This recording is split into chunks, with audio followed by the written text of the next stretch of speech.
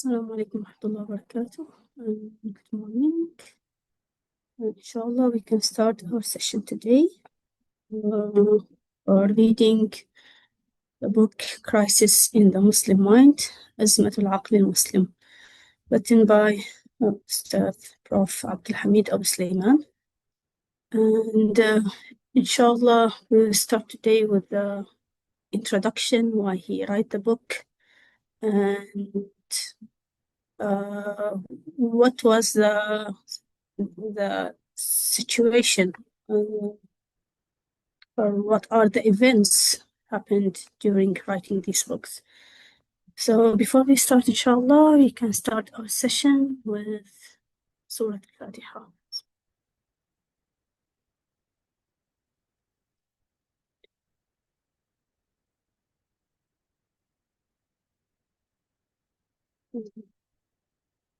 الحمد لله رب العالمين والصلاة والسلام على المبعوث رحمة للعالمين سيدنا محمد وعلى آله وصحبه أجمعين. Thank you very much for joining with us in the live session at Zoom or even seeing the record later.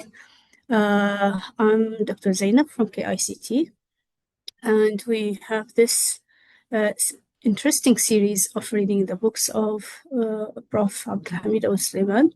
We started before this by reading the Quranic worldview, and after we finished that, we came to this new book, Crisis in the Muslim Mind, أزمة العقل المسلم.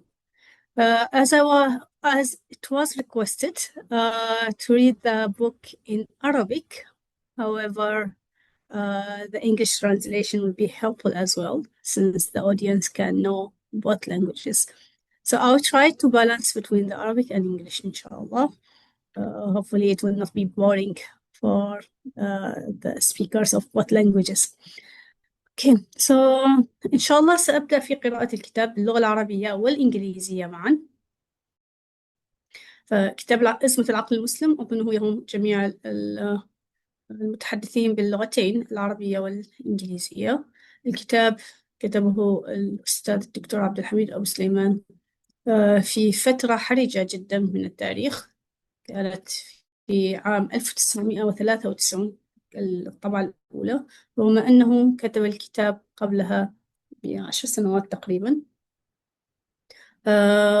كمقالات منفصلة ومحاضرات، ولكن رأى أن نشرها في عام 1993 مع سقوط الاتحاد السوفيتي أن قيمتها قد أصبحت مهمة جدا للبحث والنقاش بين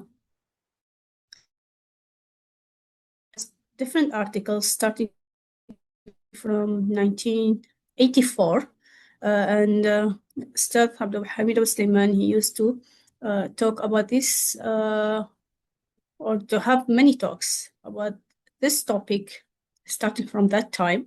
However, in 1993, with the fall of the Soviet Union, he found the time is right to publish it, to start discussion between those who are interested in the matter of the Ummah and our role as Muslims in this world. So that's the main objective of the book. It was written for this purpose, to open the discussion. And in the introduction, Ustad Abu Sulaiman mentioned that he's not expecting everyone to accept his idea or to agree with him 100%, but he knows also that even if you disagree with the way he is suggesting to solve the problem, opening the dialogue about this, it will help the Muslim Ummah at the end to find the way to overcome the situation we are in now. So at the beginning, we'll start with the introduction just to understand why the book was written. And the introduction in Arabic, it's translated also in the English book. And also it has a very short English introduction. I can just simply skip that one, because somehow they are the same. So we can start with this one. الحمد لله رب العالمين والصلاة والسلام على سيدنا محمد وعلى آله وصحبه أجمعين. So the book is in your hands is very special, as the author is writing. It is not uh, it's not a book that is combining different articles only, but a study, contemplations, and an analysis that has occupied me throughout my life, as he is saying. As a child, I opened my heart and soul to the Ummah's trials and anguish as expressed by its writers and poets. Where I grew up in Mecca, in the classroom and between the covers of my books, the pages of history opened before my eyes and in my imagination. I relived the Ummah's best and worst moment along with the finest and most courageous of its heroes. Often, bitterness and frustration crept into the depth of my soul, but more often did the urgency of the crisis fill my heart with determination and the conviction that things must change. أيها القارئ الكريم، أضع بين يديك هذا الكتاب، وهو كتاب من نوع خاص، ليس جمعا أو تأليفا، ولكنه دراسة ونظر وتحليل شغلت قضيته القلب والنفس على مدى مرحلة العمر. قضية هذا الكتاب هي قضية الأمة، بل هي الأمة. فتح الصغير عقله وقلبه على آلامها ومعاناتها وتوجعات كتابها وشعرائها منذ أن عرفت عيناه كيف تقرأ الكلمة، وعرف فمه كيف ينطق الحرف، وعرف قلبه كيف يعي المعنى. في مهبط الوحي ومدارج رسول الإسلام صلى الله عليه وسلم، وفي مقاعد الدرس وبين دفات الكتب، تفتحت أمام عيني الفتى صفحات التاريخ حلوها ومرها، وعايش بخياله رجالاتها واصطفى أخيارهم، فملأت المرارة والحسرة أركان نفسه أحيانا، وملأ الإحساس بعمق الأزمة قلبه عزيمة وإصرارا على التغيير. مدته رحلة الحياة بالخبرة والمعرفة، وأدامت نكبات الأمة تأمله في أحوالها، لا ينفك يسأل نفسه عن أسباب عثرتها وكبوتها وانهيار بنائها، ولم يكن عقله ولا قلبه الذي لم ينشأ على المواربة والتهيب ليقنع بغير جواب مقنع صحيح. So this one. The age of life provided me with the experience and knowledge, and I never stopped asking myself about the reasons for the Ummah's decline and fall. As I was never prone to intimidation, I was unwilling to accept anything less than a satisfactory answer. Moreover, aided by personal experience and my studies in both the classical disciplines of Islam and in modern knowledge, I constantly pondered the crisis of the Ummah, searched for its causes, and sought answers and solutions. Nor was I ever satisfied with lamentation, emotional outbursts of anger, or even sentiments of zealous loyalty. To me, the problems of the Ummah demand understanding, study, and analysis. Therefore, I put all my personal and practical abilities, all my learning, and all my accomplishments to work. Day and night, I pondered the Ummah's history, event by event, in quest of deeper understanding. I sought only the truth and the remedy. كما أمدته دراسته وخبرة الحياة التي جمعت بين معارف التراث ومعارف العصر بمداومة التأمل وإمعان النظر وتتبع الجذور وطلب الوسائل والحلول، ولم يقنع بالندب والنواح ولا بعواطف الغضب ولا معاني الحماسة، وأصبح أمر الأمة أمام ناظريه قضية معضلة تحتاج إلى الفهم والدرس والتحليل. وظف لها كل طاقته النفسية والعملية، وربط كل خبراته ودراسته وتحصيله بهذه المعضلة. يسوح أيامها ولياليها، يستبطن تاريخها وأحداثها طلبا للفهم وتتبعا للمسار، لا يطلب إلا الحقيقة ولا يبغي إلا العلاج، فليس هناك شيء يمكن أن يظن المرء ببذله في سبيل عافية الأمة وخروجها من محنتها. أيها القارئ الكريم، إن الكاتب وهو يكتب إنما ينظر من خلال أعماقه، فالداء دواؤه، السقم سقمه، ففي أعماقه وحنايا قلبه وتلافيف رأسه تصب أحداث التاريخ ورواسب الماضي ومعاناة الحاضر ولهفة المستقبل. ليس أحد أولى منه بالألم ولا أتعس بالإحساس، وهو يقف على الداء ويتبين أسباب الشفاء.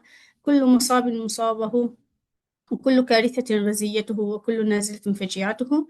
ليس في شيء مما يكتب نقد أو تجريح أو تطاول أو إساءة، إنما هو تعبير عن فهم وحديث صادق وصريح، فيه من الصدق حدته ومن الصراحة مرارته. So I'll try to skip a little bit part of the introduction. He's talking about how the idea of we need to solve the problem of the Ummah. The Ummah is in a crisis, and there is a reason behind that crisis. How that idea started in his mind, and how he spent his entire life trying to find the answer. Why we are in this situation. Why the Muslim Ummah is very weak. What are the reasons? When did the problem started? And how to solve this problem and rebuild our strength and rebuild our civilization. The introduction, as we saw, he was reading history and when he was living in Mecca, and that's affected him. He know that from history that the Muslims, they were never this weak previously. So he's trying to find the answer. And for him, reading and the life experience, reading in both his fields and the Islamic knowledge, both of them help him to build the idea of that the Muslim Ummah can be a strong Ummah. And it's not only about reading the revelation without having a real plan, practical plan, what to do next. So from the introduction of the Quranic worldview, the previous book, he mentioned that he went through many fields. He studied in politics, in Islamic economy, and then he was founder of the Triple IT.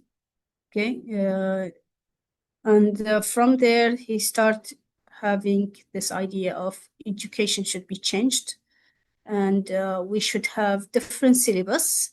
And that's when the idea of IUM started to build a university that hold his idea of how to create Ummah thinkers, leadership, and scholars, and how the youth can rise to the challenge and accept their responsibilities in dealing openly and truthfully with this responsibility, with this undertaking. Moreover, as he said, I am confident that they will use all the means available to them in comforting the challenges before them. Certainly, this will not be accomplished by snobbing out identity and nature, nor will it come about through an increase in resources or in sacrifices or in calls to honor values and principles or in sermonizing or in becoming emotional. In fact, nothing will change unless we rectify, before all else, the ways in which we think. This, in turn, will lead to the rectification of the ways in which we teach, and then to the rectification of our social system and institutions. Only in this manner will the Ummah be able to revitalize itself.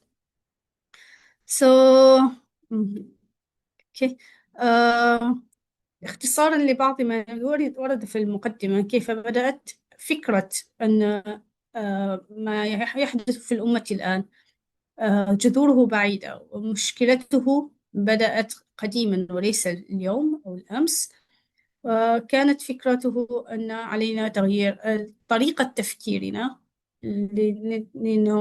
نتحول بطريقة عملنا وتتحول طريقة عمل مؤسساتنا التعليمية ومؤسساتنا الاجتماعية. ففكرته كانت أن هذه طريقة التفكير والبحث والنقاش حول ما مشكلة هذه الطريقة التي نفكر بها حاليا، لماذا أوصلتنا إلى الحال التي نحن فيه. طبعا سبب هذه الكتابة في هذا الوقت، هذه ليست مذكورة في المقدمة بالإنجليزية، لم تترجم، ولكنها ذكرت في المقدمة العربية بطريقة أوضح. فالأحداث التي حدثت في فترة نشر هذا الكتاب هي انهيار الإمبراطورية الماركسية السوفيتية في شرق أوروبا، وزلزلة كيان النظام السوفيتي واستفحال الشيوخ في بنائه السياسي والاقتصادي والاجتماعي. وأهمية هذه الأحداث بالنسبة للأمة الإسلامية وقضيتها الحضارية من المنظور المطروح في هذا الكتاب ليست أهمية سياسية لانهيار الإمبراطورية، ولكن أهميتها أو ما يبحثه هنا هي فكرية حضارية. في هذه الفترة التي سقطت فيها الاتحاد السوفيتي كان السؤال هو ما المشكلة وأين يكمن الحل؟ وما يحاول أن يفعله في هذا الكتاب أن يقول للمسلمين أنتم يمكنكم أن تكونوا الحل بعد هذه الحركات العلمانية الإصلاحية الغربية التي أودت بالمزيد من الدمار في الدول التي حكمتها ولم تصمد أمام الواقع العالمي، ثم سقطت أخلاقيا وسقطت أيضا سياسيا واقتصاديا وعسكريا وكل شيء وحتى حضاريا. فالآن الفكرة هي كيف نعيد المسلمين إلى مكانهم ليكونوا بوحي السماء هم من يصلح المشاكل التي نتجت عن هذه الحركات الماركسية والغربية بشكل عام. فيذكر هنا من المهم أن نعلم وأن نذكر أن جوهر الحركة الماركسية هو أنها حركة إصلاحية غربية في الفكر والاجتماع الغربي، وأن ماركس هو أحد كبار فلاسفة الغرب وأئمة فكره الحديث وقادة حركات الإصلاحية. لا يغير من طبيعة ذلك الحرب الإعلامية التي قامت بين دول الغرب وبين دول الثورة الماركسية في روسيا وشرق أوروبا والأحزاب الماركسية في غرب أوروبا في إيطاليا وفرنسا واليونان وسواها، والتي جعلت كثيرا من الناس بحسب الحركة الماركسية حركة دخيلة ومعادية للفكر والحضارة الأوروبية والغربية. فجوهر الحركة الماركسية هو تنقية منطلقات الفكر والحضارة الأوروبية الغربية الحديثة والبلوغ بها إلى نتائجها المطلقة المنطقية. So part of the Arabic introduction is not translated here in the English version. He is talking here about the time when this book was published in 1992, 1993, around that time. At that time, the Soviet Union was fall, and he was discussing in the Arabic introduction, again, it's not translated in the English one, that the idea of Marx, it's at the end part of the Western ideology. It is part of it trying to solve some of the problems created by the Western civilization. He took another way, which is completely different than different than how the Western people think, and try to solve the problems, but at the end it couldn't stand. And in the early 1990s, it was clear that the whole Soviet Union, the whole ideology collapsed. And because of that, he wanted to write this book just to discuss that why you Muslim cannot replace these kind of ideologies in order to solve the problem of all the problems created by the Western civilization, the current one, with all the corruption, with all the military and the economic crisis created there. And he's mentioning also that the problem of the Western civilization, which Marx tried to solve, but then he failed in doing that, that the Western civilization were built or started materialistic, completely trying to avoid including the religion in building their civilization. And the reason behind that, because the religion or the Christian, the church's role before that caused a lot of troubles, specifically the idea of the religion should come before the reasoning. And because of that, when they start building their own civilization, they decide to isolate the religion completely and build everything based on reasoning. Because of that, there was no soul in their civilization.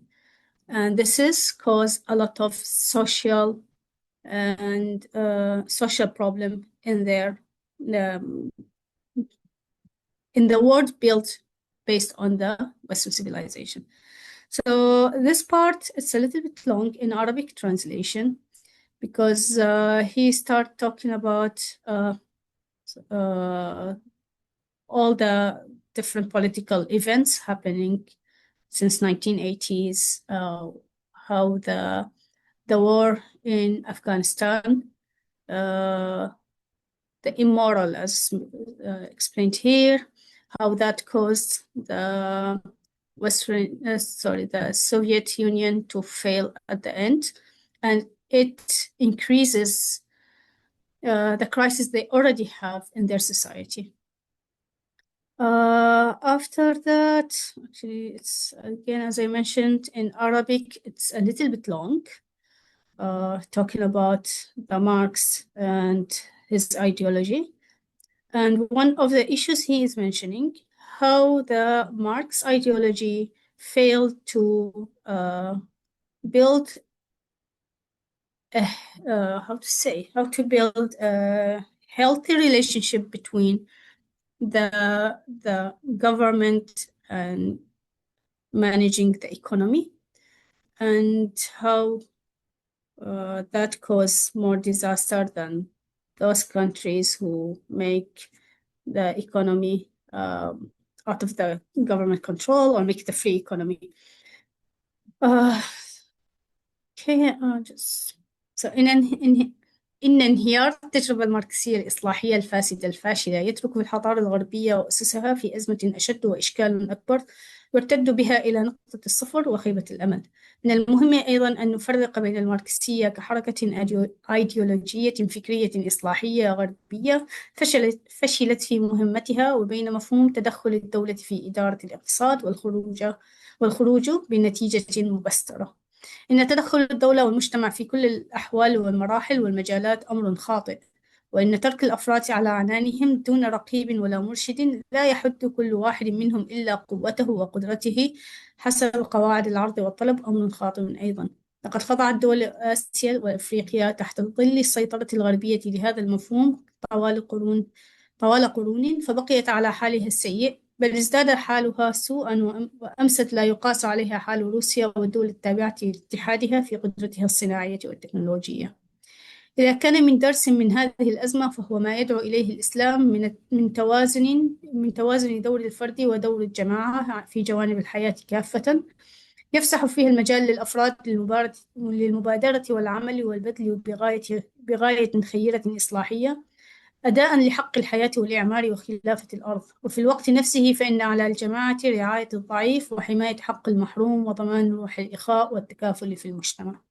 So he's mentioning that one of the crises happened, or one of the lessons we can learn from what happened in the Soviet Union is that the tawazun, or the balancing that the Islam called for, balancing between the individual's rules and the whole society rule in different aspects of life. So the individuals can work, can try to build the civilization. They can do for imara and khilafat al-ard.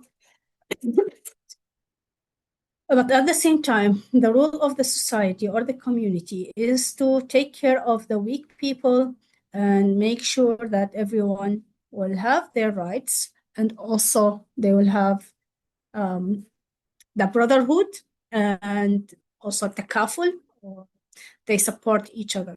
So it is not only individualism. At the same time, it's not like the communists that there's no rule for the individuals. So this is the lesson he find that what happened in Russia or the Soviet Union at that time. We can learn that point. Also, we can learn another lesson, according to him, is that the Western or the current civilization having a crisis which is increasing, and we can see the symptoms more clearer by time. And it's clearly also, especially, actually we can see it nowadays, is getting worse and worse. And maybe what happened in Gaza is showing a clear example of how the Western civilization failed to protect the poor, and how it fails to, it shows how hypocrite their civilization. So he's mentioning also it's necessary that we Muslims, since we believe that we have the solution, that we have to work harder to clear the message of Islam. We have to clear to the people or tell people how balanced it is, based on Tawhidic and also based on the Khilafah fil Ard, that principle, and based on the integrity of between. So just a second, I think there's a problem with the internet. It's not stable. Okay. The integrity between the revelation, reasoning, and fitra. And this part specifically, we talked about it in the previous series, the Quranic worldview, how Islam doesn't separate between these three. Not only revelation, not only reasoning, but also we have the fitra, which will tell the human being what's right, what's wrong in many matters. Specifically, he was in the book talking about the social things, the rules of parents, the rules of different genders, and so on. How the fitra will help to guide the human to what is right, what's wrong. Also, Islam also can protect the balance between the different aspects of a human. A human is not only materialistic or just thinking about the materialistic thing. We have the spiritual, we have the moral, and the the materialistic aspect as well should be there. There's also balance in Islam in the role of the individuals and the community. If we Muslims work hard to clear these ideas to all the world, to everyone, in this case, we are doing our rules as Muslims. Also, we will help ourselves and we will help the humanity in general, because we have the cure to their problem. إن الدرس الحقيقي في هذه الأحداث هو أن أزمة الحضارة الحديثة ما زالت تتفاقم، وأن أعراضها ما زالت تستشري، وأن الحاجة إلى الإنقاذ والعلاج هي الآن أشد، وأن علينا أن نضاعف الجهد لتجلية رسالة الإسلام بكل توازناتها، من منطلق التوحيد وغاية الخلافة في الأرض، وتكامل مصادر المعرفة في الوحي والعقل والفطرة، وحفظ التوازن في مكونات الإنسان الروحية والأخلاقية والمادية، وفي دور الفرد والجماعة. وبهذا نؤدي حق الإسلام ونستنقذ المسلمين ونحسن إلى الإنسانية ونرسي دعائم الحضارة الإصلاحية الخيرة.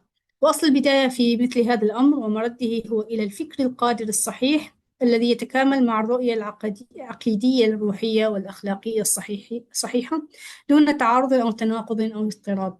فكل حضارة وكل إصلاح في التاريخ لا يقوم إلا على عقيدة ورؤية حضارية فعالة تستند إلى عقل وفكر حي نير ومنهج متوازن سديد.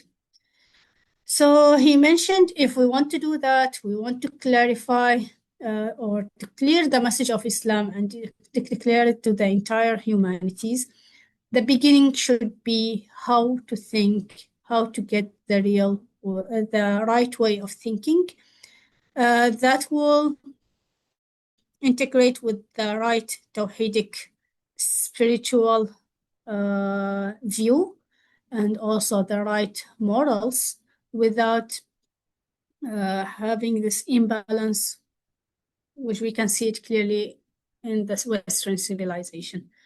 So correcting the way we think, correcting the mind, it is the way to start this message. So this is why he writes crisis in the Muslim minds or أزمة العقل المسلم.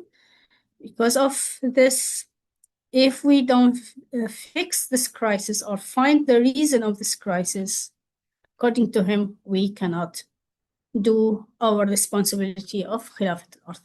اللهم أرنا الحق حقا وارزقنا اتباعه وأرنا الباطل باطلا وارزقنا اجتنابه. نسأله سبحانه وتعالى الهداية والرشاد والتوفيق والعودة والسداد إنه سميع مجيب الدعاء. So this book was written in Arabic. It was written, or the introduction written in Kuala Lumpur, Malaysia, 1991. The English version of it was written in 1992. So it is a little bit shorter in English, but even there have the English introduction, but it's okay. So that's the introduction. Now we can move to chapter 1, except if any of you are having a question or you want to discuss a point, maybe we can have 5-10 minutes if anyone having anything to add or to ask about. We have any questions, or we start with the book? What do you think?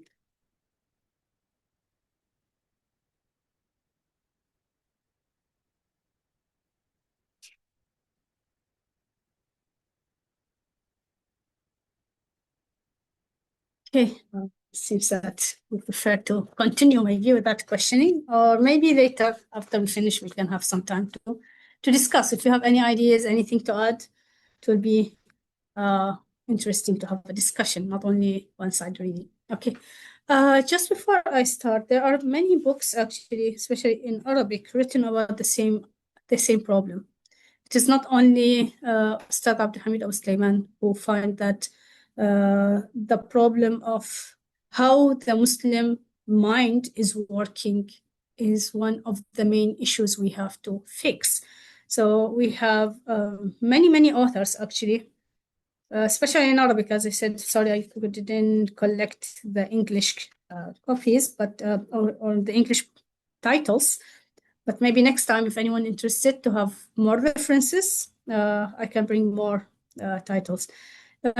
هناك الكثير من الكتاب بحثوا موضوع العقل المسلم وكيف أن إعادة تشكيل هذا العقل المسلم سيساعد على إعادة دور المسلمين الحضاري. فمن هذه الكتب هناك كتاب حول تشكيل العقل المسلم الأستاذ الدكتور عماد الدين خليل. هناك كتاب أصول تشكيل العقل المسلم أيضا للكاتب نفسه، وكتاب العقل المسلم والرؤية الحضارية أيضا للدكتور عماد الدين خليل. طبعا له كتاب آخر إعادة تشكيل العقل المسلم. هناك الأستاذ عبد الحليم أبو شقة كتب كتاب نقد العقل المسلم الأزمة والخروج. هناك كتاب العقل المسلم في مرحلة الصراع الفكري لعبد الحليم عويس. هناك مشكلة الأفكار في العالم الإسلامي مالك بن نبي، هذا كتاب مشهور جدا. وطبعا هناك كتب أخرى، ولكن فقط هذه أمثلة لمن يحب أن يستزيد، وربما إن كان لديكم كتب أخرى سنستفيد منها ممكن تكتبوها في الشات بوكس نقرأه لاحقا إن شاء الله. Okay, so we can start now with chapter 1. If you have no question, nothing to add. For chapter 1, it is the contemporary Islamic asala, the only solution. Asala, what is the, okay, he used the term, later he will explain it in English. but in Arabic الأصالة الإسلامية المعاصرة هي الحل.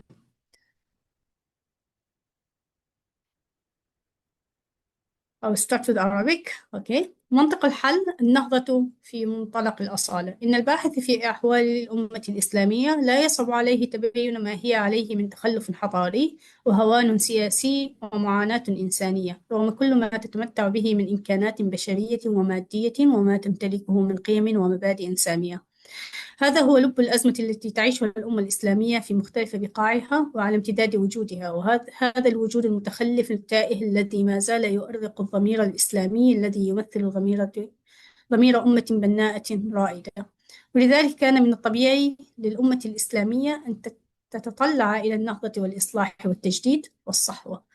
ومعالجة القصور في كيان الأمة وتحقيق شروط العلاج والنجاح يستلزم فهم أسباب القصور ودواعي التخلف والضعف التي بلغت الأمة الإسلامية لأول مرة في تاريخها إلى تهديد وجودها، وذلك بسبب التحدي الحضاري الغربي الذي تواجهه في صميم حياتها وأنماط فكرها ومؤسساتها.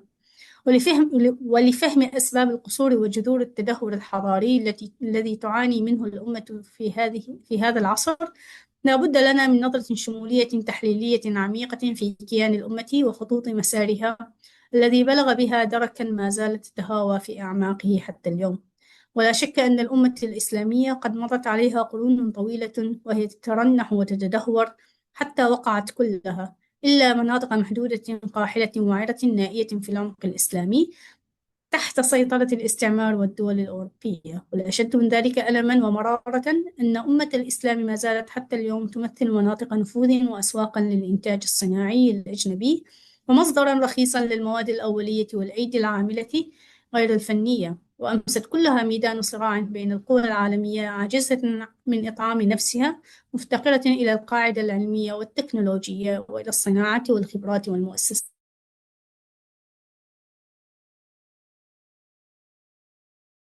So the approach to the solution, according to Ustad Hamid Abu Sulaiman, no one studying the Ummah will have difficulty in discerning the present backwardness of its culture, its political degradation, and its human suffering, regardless of its human and material resources and in spite of its values and principles.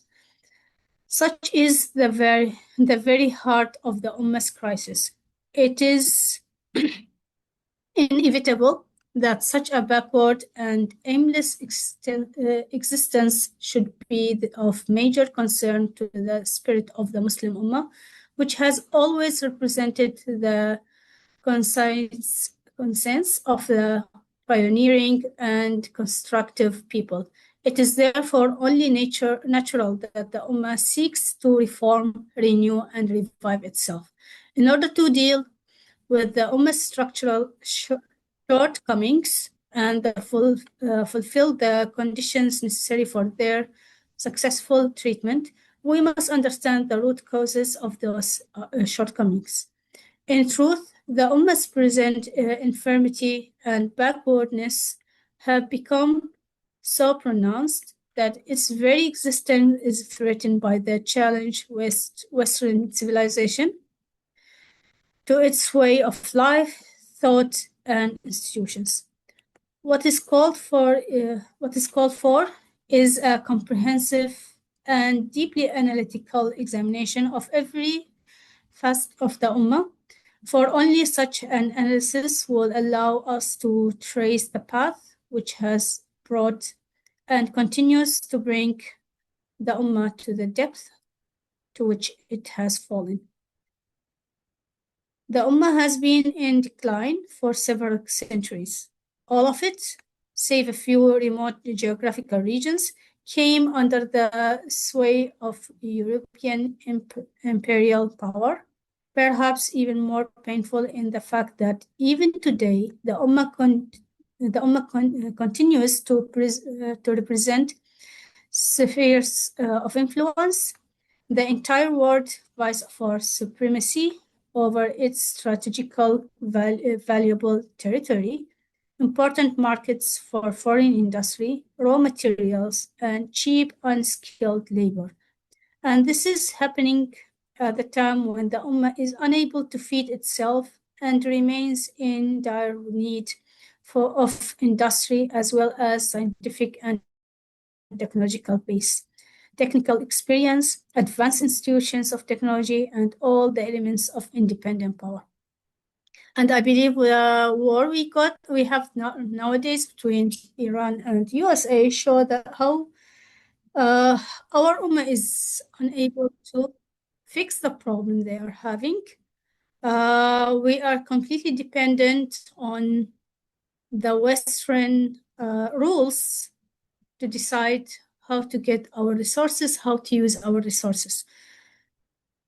وإذا أردنا أن نتتبع أسباب هذا الضعف والتدهور وجذوره في تاريخنا، فإن عوامل الضعف والتدهور والانهيار قد لا تبدو ظاهرة للعيان في بدايتها، بل إن كثيرا من الدول في بداية عصر تدهورها تتراكم ثرواتها ومظاهر رفاهيتها نتيجة لسابق تقدمها وتطورها، وذلك هو حال الأمة الإسلامية بعد عصر الصدر الأول، حيث نلمس مظاهر الثروة والغنى والعدد والمباني والأروقة، ولكننا نلمس التدهور وانكماش المد الإسلامي وتفشي مظاهر الفساد والانحراف، وفي تحول الأمة من موقف الهجوم إلى الدفاع، ومن في نجاح التعدي عليها واجتياحها في بغداد والقدس وقرطبة وغيرها. The reasons for the Ummah's decline go far back into history. Not all of the factors are readily apparent.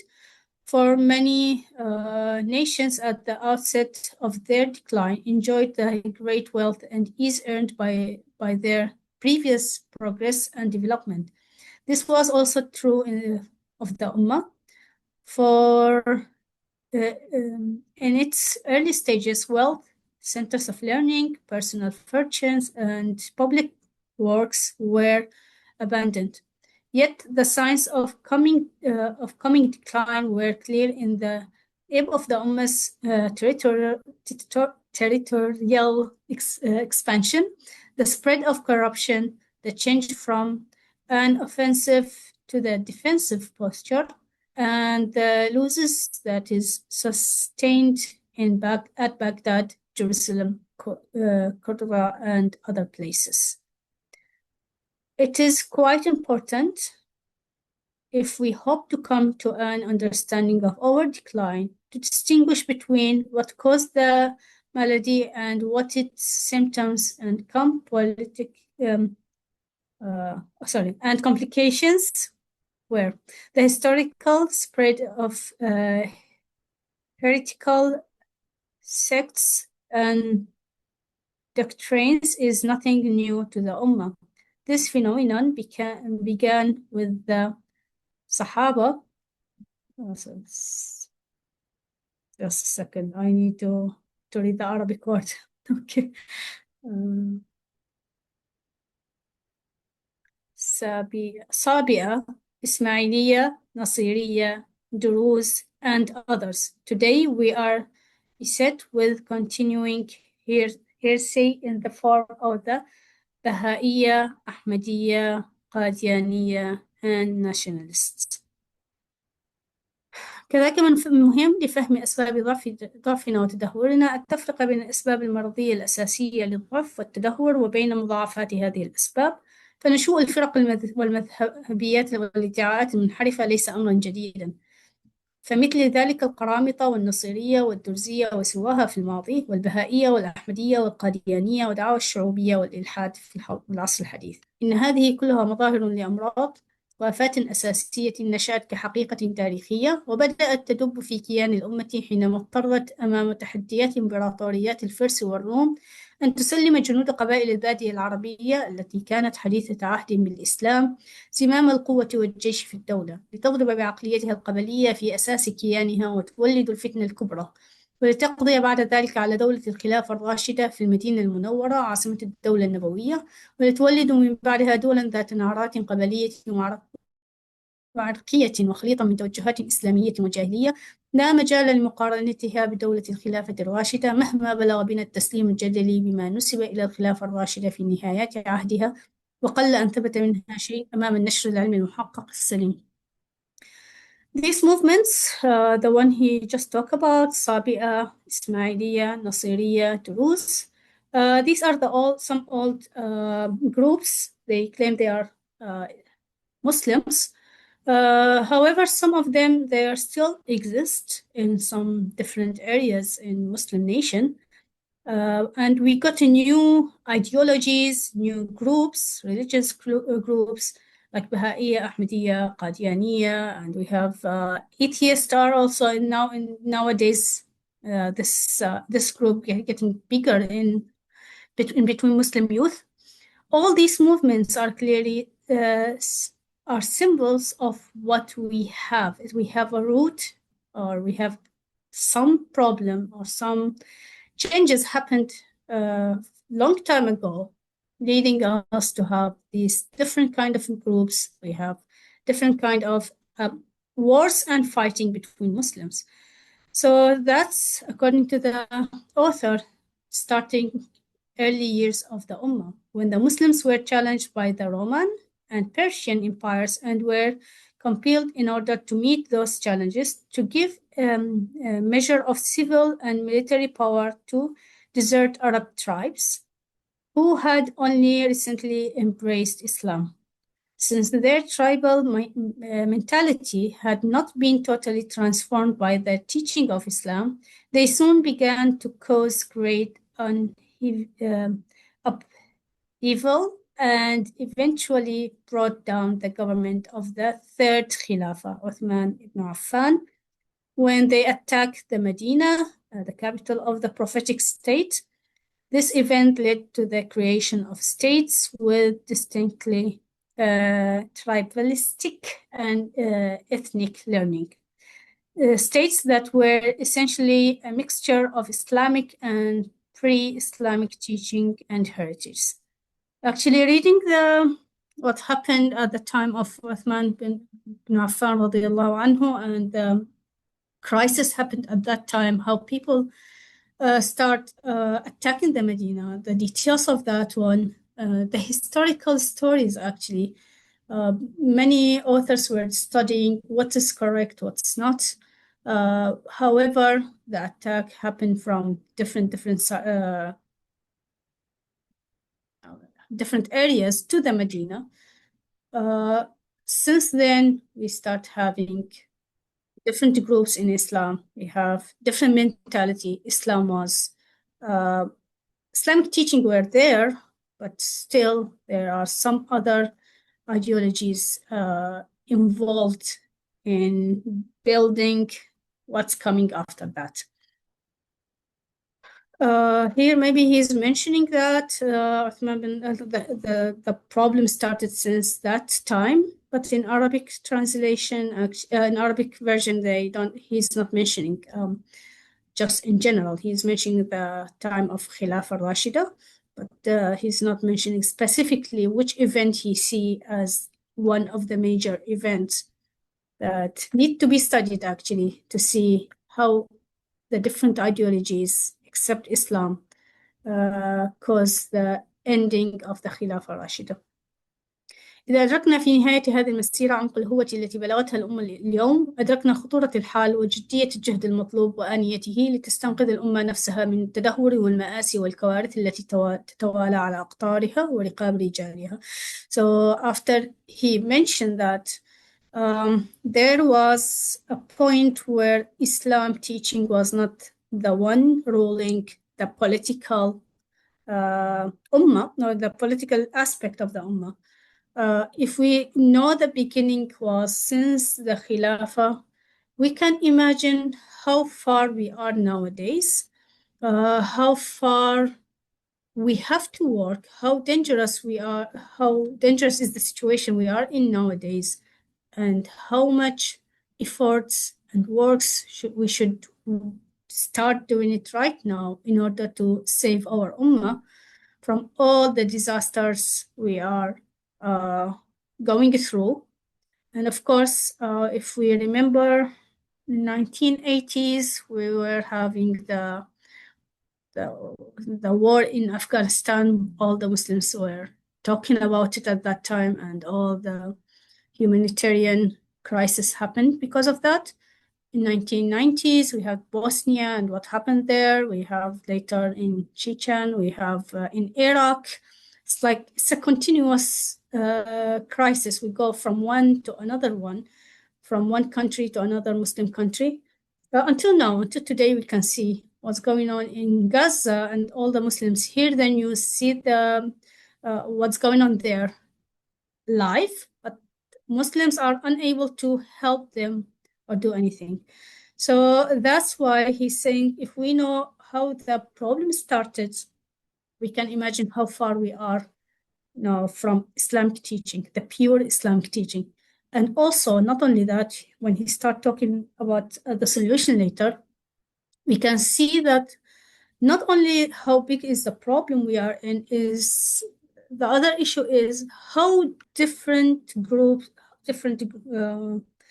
of Muslims thinking in completely different ways to how to solve the problem. That's another big issue. وإذا كان الضعف والتدهور والعجز والمعاناة في محاضر الأمة الإسلامية أمرا موضوعيا ملموسا وهو موضع اتفاق المخلصين والعقلاء، فلا شك أن منطلقات الخروج من هذه المواقع وهذه الأزمة العميقة المستعصية وما تتطلبه من وسائل ليس على نفس القدر من وضوح واتفاق. He's talking about if it's clear how far we are from Islamic teaching, how much crisis we are having nowadays, and it's very clear to everyone who's looking at the news nowadays, that it's not as the same. It's not clear when it comes to discuss different ideas of how to fix this problem. The way, the tools we need to fix the Ummah's crisis is not agreed upon between even the Muslims, even the sincere Muslims who want to fix the problem. They don't have a specific approach to do that. So he is mentioning this, and then he talk about different kind of problems we are having, not only the one in history, but by time, of course, the problem is getting more aspect in it. Different ideologies are involved. So he's ما يقوله هنا بل إن الأدهى والأمر أن من مضاعفات الأزمة والمرض في جسد الأمة تتمثل في ذيوع المذهبيات الشعوبية والعنصرية والقومية والإلحادية والفوضوية والإباحية المعاصرة التي تصم في كل ركن من أسماع الأمة. نجدها مما يشجع عليها ويدعو لها بعض أدعياء الإصلاح ويروجون لها ولهم في كل الأسباب والحيل والضغوط والحبائل، ويقدمونها على أنها مظاهر للصحة ومنطلقات للتقدم رغم آثارها الوخيمة على الأمة في تعميق جراحاتها وتمكين أسباب المعاناة والضعف فيها وتمكين الداء والأداء منها. والسؤال الملح اليوم: ما هو المنطلق الصحيح للخروج من الأزمة؟ والجواب الصحيح فيما أرى أنما يبدأ من تحديد وتمحيص المنطلقات والبدائل المعروضة في مواجهة حركة الأمة أولاً، وهذه المنطلقات والبدائل المعاصرة والمعروضة أمام الأمة إنما هي في أساسها تنحصر في توجهات رئيسية ثلاثة سأكملها بعد الترجمة الإنجليزية. When we start from here. Even though these negative developments are tangible and objective matters upon which all sincere and reasonable people can agree, there is no agreement on or any degree of clear vision of either a solution or the means to a solution.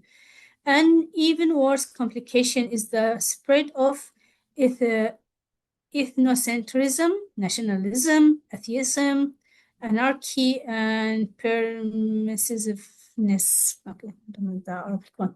Okay, some of these who claim to be reformers are in fact the Ummah's enemies, for they promote these foreign ideologies by all the means at their disposal. They often claim that these ideologies are signs of a healthy society or that they constitute starting points for progress and reform. What we need to determine, first of all, is the true starting point for dealing with the crisis, perhaps we should first define the starting points and alternatives that are available to the Ummah. These may be classified into three main categories, and I believe these categories, including all the different approaches or ideologies. If any of you find different one, I'll write it and let us know. So first approach, actually, it is to imitate foreign solution. This is often called the foreign solution and entails borrowing solutions which spring in essence from the cultural, secular, and materialist experience of the contemporary West. This may take the form of individualism, totalitarianism, secularism, atheism, capitalism, and Marxism. So follow the foreigner countries to get their civilization. Thus, this group of Muslim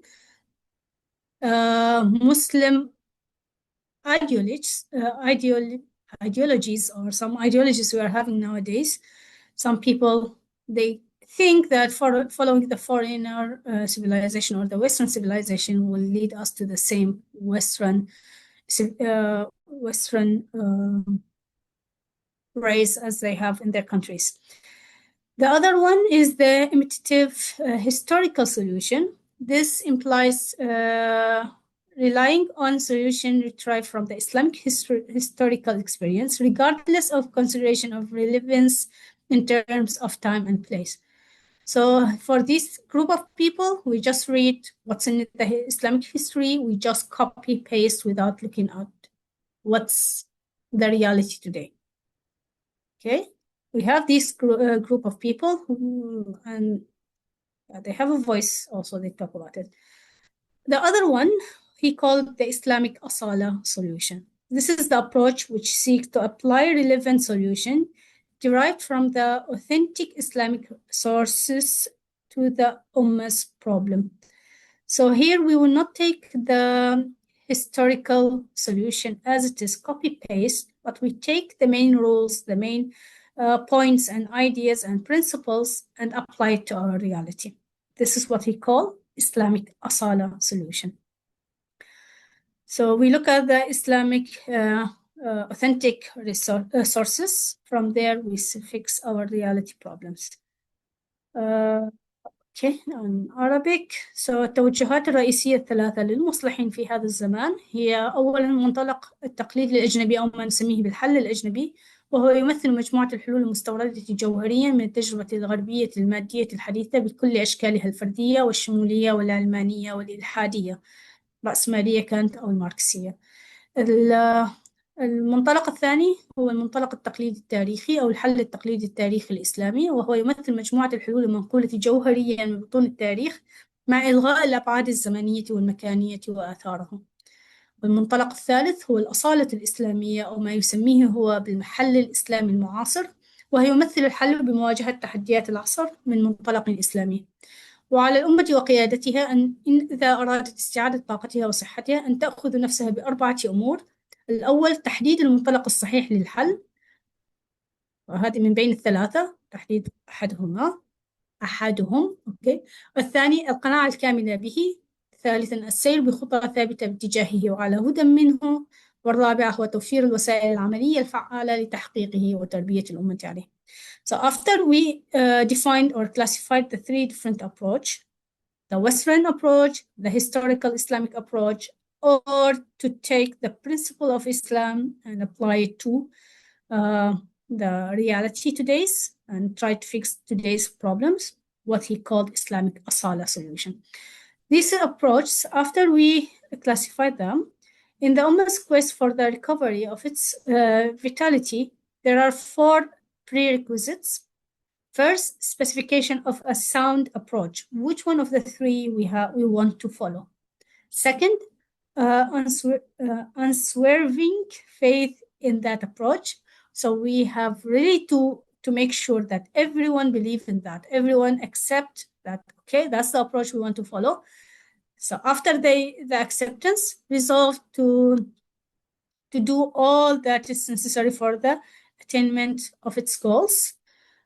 And fourth, provision of all the practical means required to ensure its success. So it's not enough to say, okay, we want to follow this approach or that, if we don't have a clear practical means, practical steps we have to follow. And all the Ummah should be ready to follow those steps. Only by then we can say, okay, we are going to the right directions. We might begin promoting the correct approach by taking it directly to the people and explaining to the Ummah's writers, thinkers, and leaders what we believe to be its most important aspects. In this way, they may come to share our conviction that our approach is the best one. Perhaps the most effective method of promoting our solution would be to lay bare the weaknesses of the faulty approaches by explaining why they are unsound and then presenting the correct solution and the reasons why it should be adopted. This is the method used in this book. For while the Ummah is under attack, so to speak, by cultural invaders who seek to confuse it and make it lose its way, it is imperative that the Ummah understand the reasons why the solutions proposed by others will not work. In this way, the Ummah will better able to discern for itself the most suitable solution and then proceed to bring it about. وطلب المفكر أو الكاتب أو القيادي للحل والمنطلق الصحيح للأمة كثيرا ما يكون بالتوجه مباشرا نحو ما يعتقد أنه الحل الصحيح وبسط جوانبه لكسب القناعة به دون الالتفات إلى الحلول أو البدائل الأخرى الخاطئة أو الأقل فعالية لبيان فسادها أو تفنيدها. ومثل هذا الأسلوب قد يبقي بعض جمهور الأمة وقطاعاتها مشدودا إلى الحلول الأخرى وما يروج لها ويجعل إجراء المقارنة الصحيحة بينها وبين الحل المطروح على أنه الحل الصحيح صعبة جدا. وفي ظن الكاتب أن الأسلوب الأكثر فعالية والأولى بالاتباع هو الأسلوب الذي يتعرض للحلول والبدائل الأخرى وبيان الأسباب الجوهرية لخطئها واستبعادها كما يعرض للحل الصحيح والأسباب الداعية للأخذ به والقناعة بمقتضياته.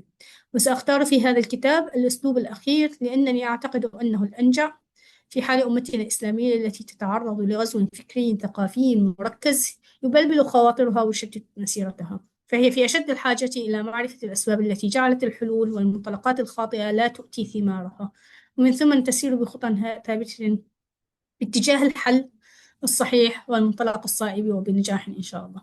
So what he's trying to do in this book simply is not only talking about the approach he believes that it is the correct one, which is the Islamic Asala solution, deriving the authentic Islamic sources to fix the Ummah's problem. This is his approach.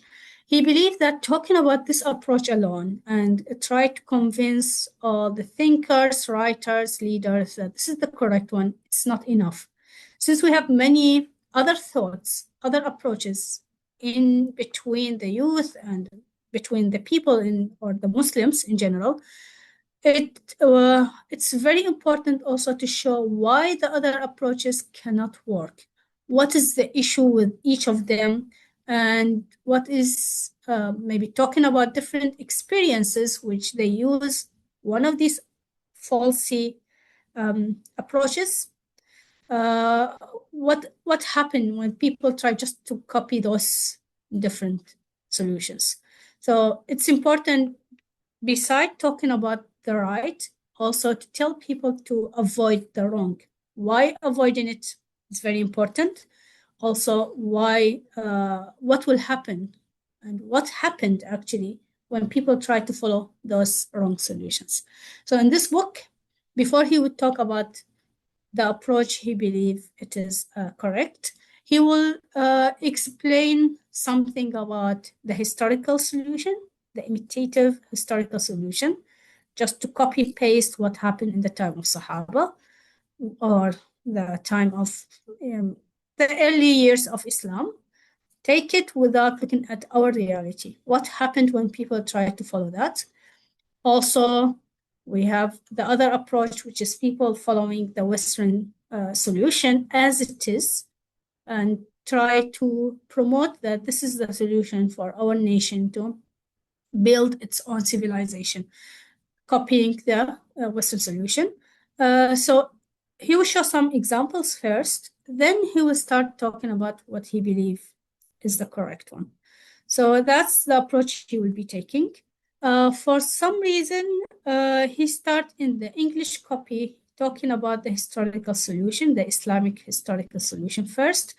But in the Arabic copy, he starts talking about the Western solution first.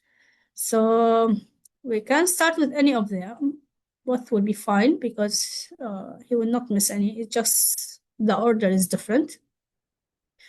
But maybe when we start talking about this one, we have since 1990s until now in our life, we saw many different experiences, many different events showing how copying these solutions cause problem. For example, if we want to talk about the imitative historical solution, not sure if in the time of writing this book, they have the extreme example of, for example, ISIS, when they copy exactly, they claim they are copying the Islamic teaching as was done by the Prophet ﷺ exactly in our reality, causing a disaster in the countries they were in. Not sure at that time, in the time of writing the book, they have a clear example like that or not. Also, when we talk about the Western civilization or the Western solution, of course, he mentioned many of them, but the very clear one is what's happening now in Gaza. And the Western people keep talking about human rights and all these things. But when it comes to reality, we find that it's just big titles. Even the Western people who really believe that they should stop the crime happening there, they are unable to do anything. So these approaches, we have our own examples beside what's mentioned in the book. And actually, he mentioned many, many examples. So I believe starting with either one of them would take more than half an hour. So maybe we can do it next session, inshallah, next month. And I want to hear from your side if you have anything to add. If you have any questions, it would be nice to discuss it now. Anyone here like to ask any question or add something there?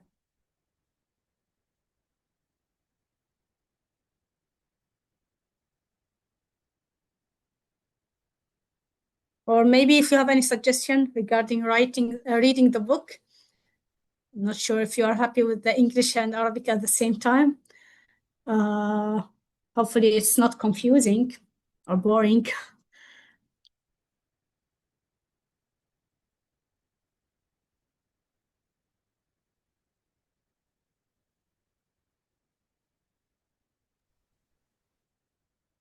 Actually, since I was a student here in IIUM, I find that when we studied the courses, the Islamic courses here,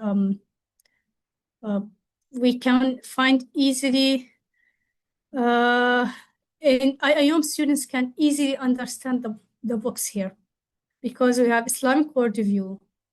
In Islamic worldview, we will study all these different ideologies before to talk about the Islamic worldview.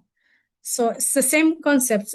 As we said, the same person who wrote this book, at the end, he's one of the founder for IIUM. So when they do the curriculum, they wanted to apply these ideas in the book in an educational institute. And according to Ustad Abdulhamid Sulaiman, the students of this university should have these, whatever mentioned here, should be clear for them. Then they have to go for action after this. So maybe the action part, this is one thing we have to discuss one day about if we think that IIUM stopped at the ideology only, or we need more about how to act after that? Are our students already as they're supposed to be and as explained here, having the same ideologies, and then they work hard to fix the problem? Because I think from what we can see, some, yes, maybe, but we have many people, it's just a university, they graduate, and that's it. So Islamic worldview, Islamic civilization, that's another subject we will study in undergrads. And we have fiqh for contemporary issues. Those three courses, I believe, if students understood them and like the subject explained well by the lecturer, it will be very obvious what we are reading in this book.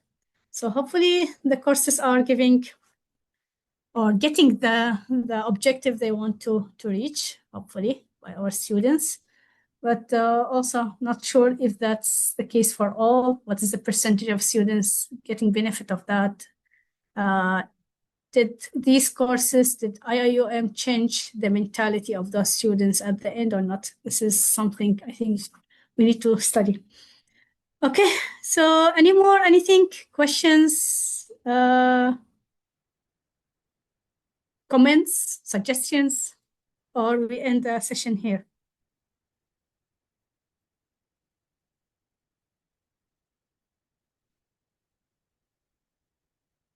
It seems that nothing to add.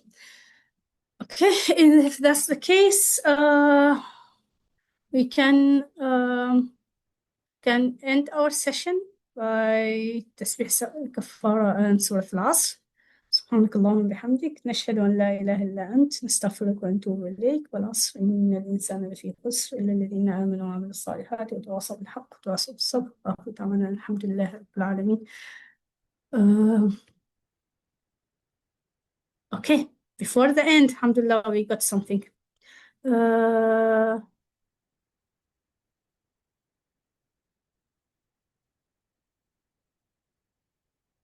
Okay.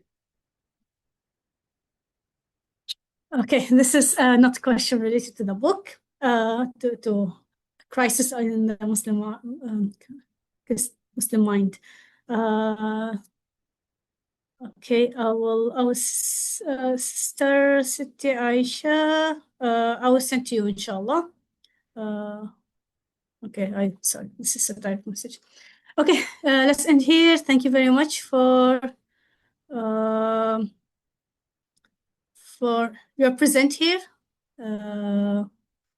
Inshallah, we see you, inshallah, maybe next month, maybe second Friday of next month, inshallah. Thank you very much, and assalamu alaikum wa rahmatullahi wa barakatuh.